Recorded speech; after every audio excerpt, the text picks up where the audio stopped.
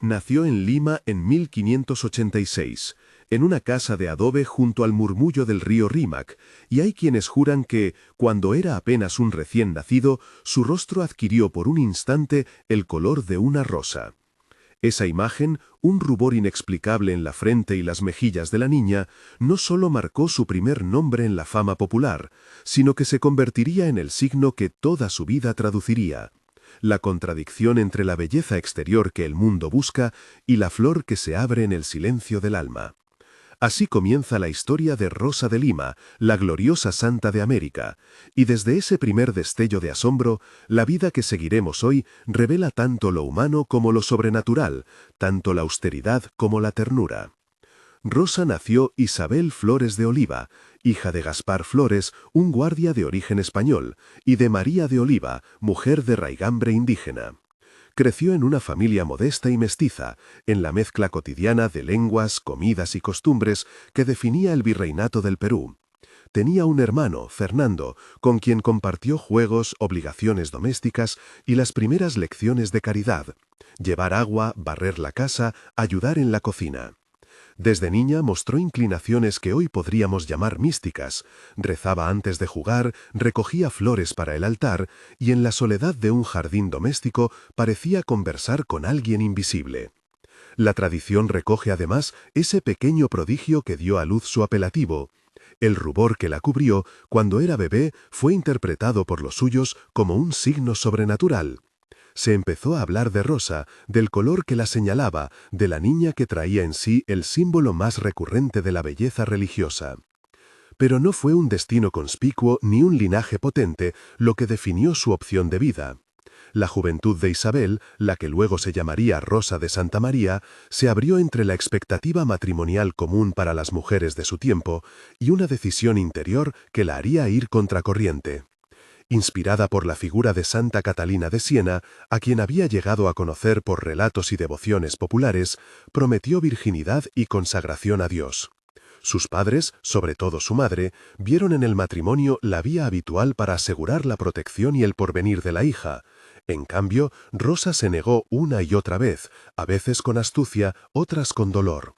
Prefirió los atuendos sencillos y rechazó joyas y peinados que la sociedad estimaba. Sus prácticas ascéticas comenzaron de forma humilde y progresiva: ayunos que eran a la vez ejercicio de libertad, largas horas de oración frente al Santísimo, vigilia en las noches y, con el tiempo, mortificaciones más visibles para quienes la rodeaban. Las biografías describen la coraza de espinas, un cinturón o un artilugio que palpitaba entre dolor y memoria del suplicio de Cristo, como una representación de esa voluntad de compartir, en pequeño, la pasión salvadora. Hay que decirlo con cautela. La mirada contemporánea puede encontrar en ciertos episodios signos de fanatismo. Sin embargo, en la vida de Rosa, esas prácticas se entretejieron con una ternura excepcional por los pobres y los marginados. No fue una asceta aislada, fue una mujer cuyo silencio se volvió servicio. Su celda, en realidad, fue a menudo un pequeño ermitorio dentro de la casa familiar, un espacio de retiro donde cultivaba un jardín de plantas y rosas que cuidaba con manos que sabían de trabajo y devoción. Allí, según las crónicas, se consumía su hambre por la Eucaristía. Se cuenta que recibía comunión con una frecuencia poco común para los laicos de su tiempo, y que, ante el misterio sacramental, vivía momentos de éxtasis que el pueblo interpretaban como una unión mística con Cristo. Esa devoción eucarística fue, sin duda, uno de los ejes de su espiritualidad. La hostia se convirtió en centro y comida del alma. A su alrededor, su fama creció por la sencillez y la práctica constante de obras de misericordia. Visitaba hospitales, curaba con caridad las heridas del cuerpo y del ánimo, repartía alimentos a indígenas y afrodescendientes y ofrecía cobijo a quienes la ciudad rechazaba. Entre los vínculos importantes de su vida figuró Martín de Porres, un contemporáneo que también vivió una entrega intensa a la caridad en Lima. No eran exactamente compañeros de comunidad en conventos distintos. Sin embargo, la relación entre ellos, según las fuentes, fue de respeto y colaboración. Turibio de Mogrovejo, arzobispo con fama de pastor y reformador, aparece en la escena como una de las figuras eclesiásticas que ayudaron a orientar y reconocer la sinceridad de su vocación. A través de confesores y religiosos, Rosa ganó el aliento necesario para formalizar su entrega.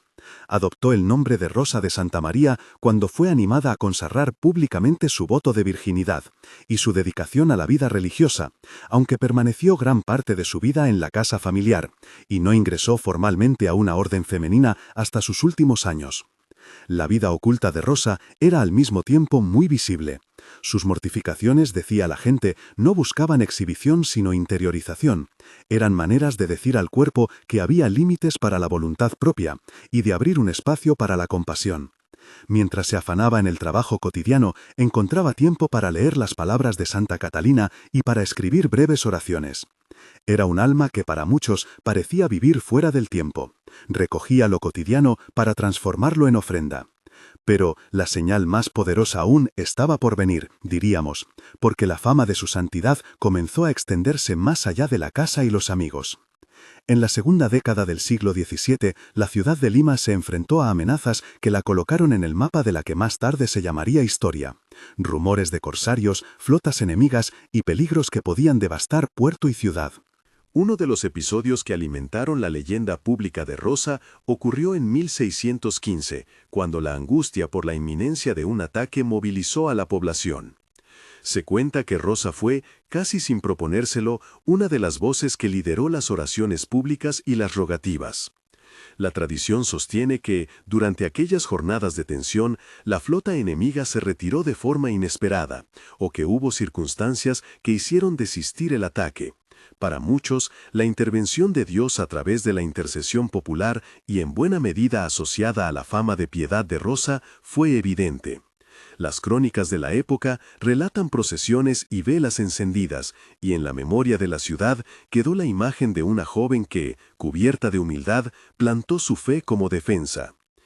Esa visibilidad pública no estuvo exenta de pruebas.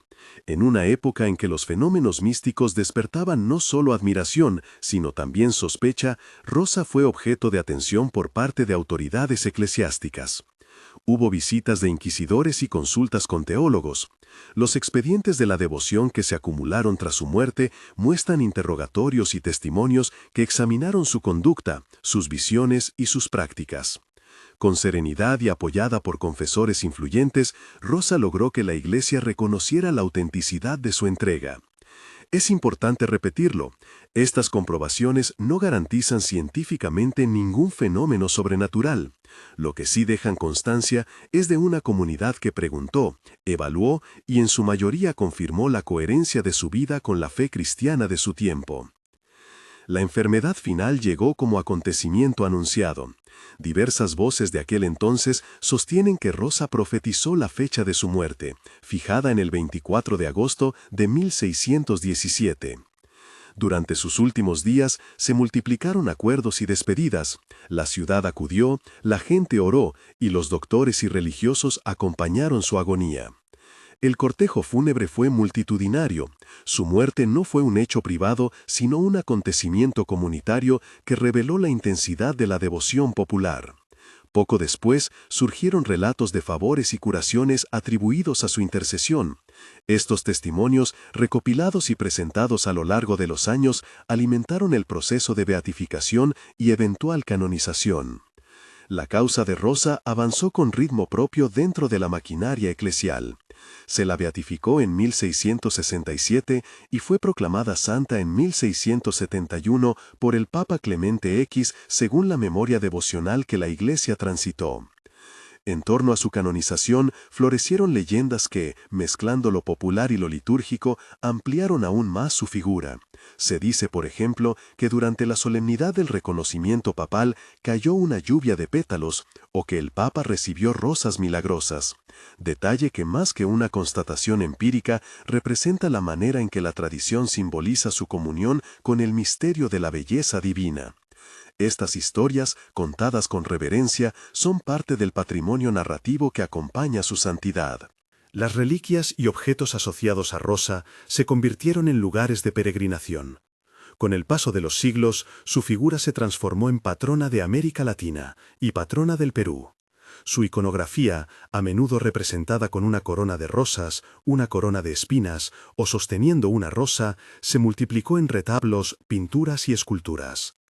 En la era contemporánea, el interés histórico y científico sobre su persona no ha desaparecido, al contrario, ha tomado nuevas formas.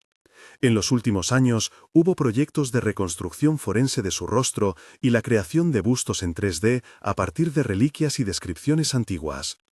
Estas reconstrucciones no buscan sustituir la devoción, sino ofrecer una ventana más para el entendimiento humano de una figura que vivió hace 4 siglos. Ver hoy la imagen de Rosa a través de la tecnología despierta una doble sensación: la proximidad a la historia y la conciencia de cuánto el tiempo transforma las representaciones.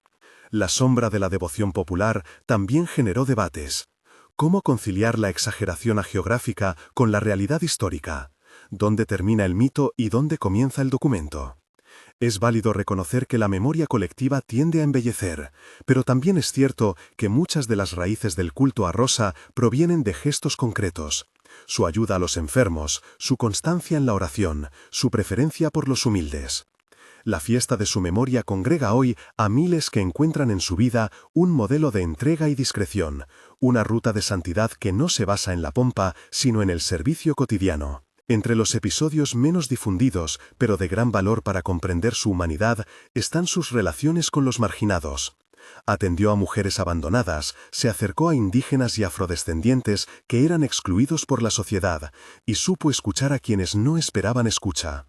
Su santidad no fue un escapismo, fue una respuesta ética a la miseria moral que veía alrededor.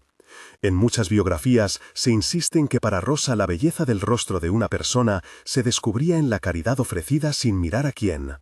Ese rasgo, la capacidad de reconocer a Cristo en el pobre, explica por qué, incluso siglos después, su imagen sigue siendo un referente de justicia y ternura. También es cierto que la ascética de Rosa sorprende a quienes hoy contemplan su figura. Las formas de penitencia y mortificación leían el cuerpo como territorio teológico. No conviene hacer apología de prácticas que en algunos casos pudieron rozar el extremo. Sin embargo, hay que situarlas en su horizonte espiritual, un deseo de identificación con Cristo sufriente, un instrumento para controlar apetitos y redirigir la energía a la caridad. Sus confesores, que la conocieron y evaluaron, vieron en ella un patrón de coherencia entre deseo interior y acción exterior. Las historias de prodigios que siguieron a su muerte forman parte de la maquinaria que consolidó su fama.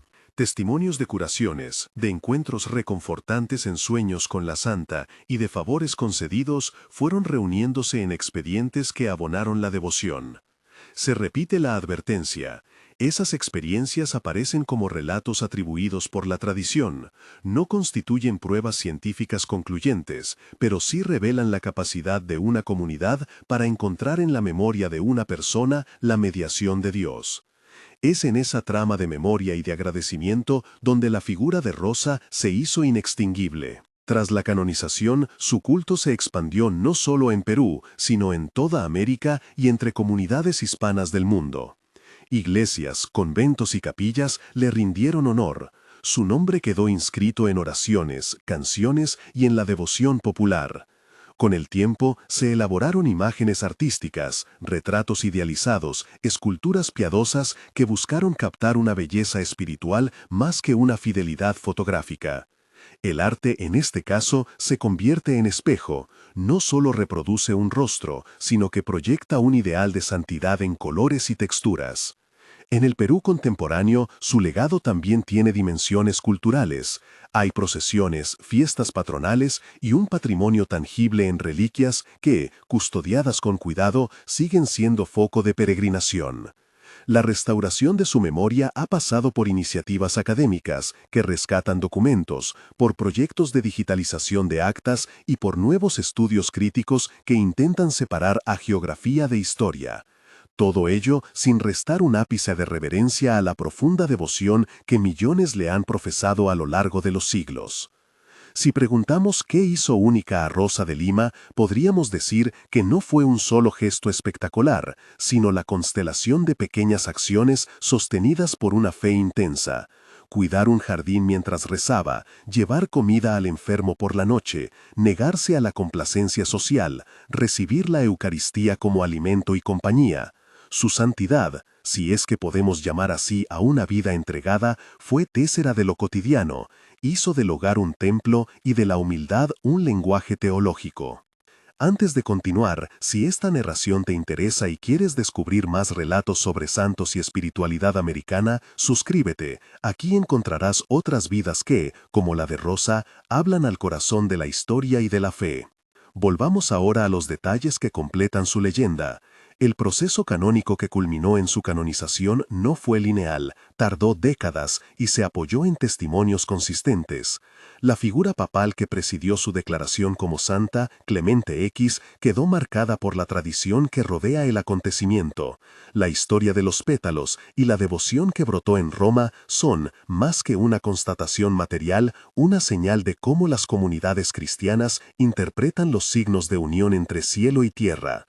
Esta mezcla de devoción y símbolo es parte del patrimonio que la Iglesia reconoce como válido para la edificación del pueblo fiel. En tiempos más recientes, el interés por su persona ha llevado a iniciativas novedosas. La reconstrucción forense del rostro de Rosa a partir de reliquias y descripciones antiguas. Proyectos museográficos que exponen objetos personales. Y la divulgación de su figura a través de documentales y estudios que buscan, con herramientas contemporáneas, comprender mejor el contexto colonial y los itinerarios de la devoción. Estas aproximaciones, lejos de desplazar la veneración, la complementan con materiales que ayudan a comprender la complejidad histórica de su época, la mezcla de razas, la organización social del virreinato, las redes de caridad y la labor pastoral de los obispos que marcaron el siglo XVII en América. Una reflexión breve para atar algunos hilos. Rosa encarna la tensión entre la renuncia visible y el amor práctico. Sus prácticas ascéticas podían parecer duras, pero nunca fueron una coartada para la indiferencia. Al contrario, forjaron una sensibilidad delicada hacia el dolor del otro. En esa dialéctica encontramos tal vez una enseñanza útil. La santidad no es escapar de la realidad, sino abrazarla con manos que saben servir. En el epílogo de su historia, la devoción persiste porque el símbolo de la rosa sigue siendo accesible. La rosa implica fragilidad, belleza, perfume y efímero. Es imagen perfecta para alguien cuya vida enseñó a transformar lo pasajero en ofrenda. Antes de cerrar, y siguiendo la tradición que nos invita a entrar en un clima de oración y contemplación, presento una breve plegaria que retoma el tono místico que acompañó a Rosa. Es una voz que se dirige a Cristo y que, aunque inspirada en sus textos y vivencias, se ofrece como ejemplo para nuestros silencios. Señor, que en la pequeñez nos enseñas a ser grandes, recibe esta flor humilde que quiero ofrecerte. Haz que mi renuncia sea semilla de misericordia, que mi silencio se vuelva escucha para los que sufren, y que mi hambre encuentre en tu pan la fuerza para servir. Si alguna vez mi corazón busca vanidad, que tu cruz lo corrija. Permíteme mirar al hermano herido como a ti mismo, y en la noche de la duda, dame la ternura con que Rosa cerró sus ojos. Que tu paz sea mi corona y tu amor mi rosa eterna. Si la historia de Rosa de Lima te ha conmovido, compártela con alguien que pueda necesitar este ejemplo de humildad y servicio. Y si quieres profundizar, no te pierdas nuestro vídeo recomendado sobre Santa Rosa de Lima, donde exploramos con imágenes y documentos algunas de las reliquias y reconstrucciones que hoy avivan su memoria. Gracias por acompañar este recorrido por la vida de una mujer que desde un jardín limeño enseñó a generaciones a ver en la belleza un camino hacia Dios.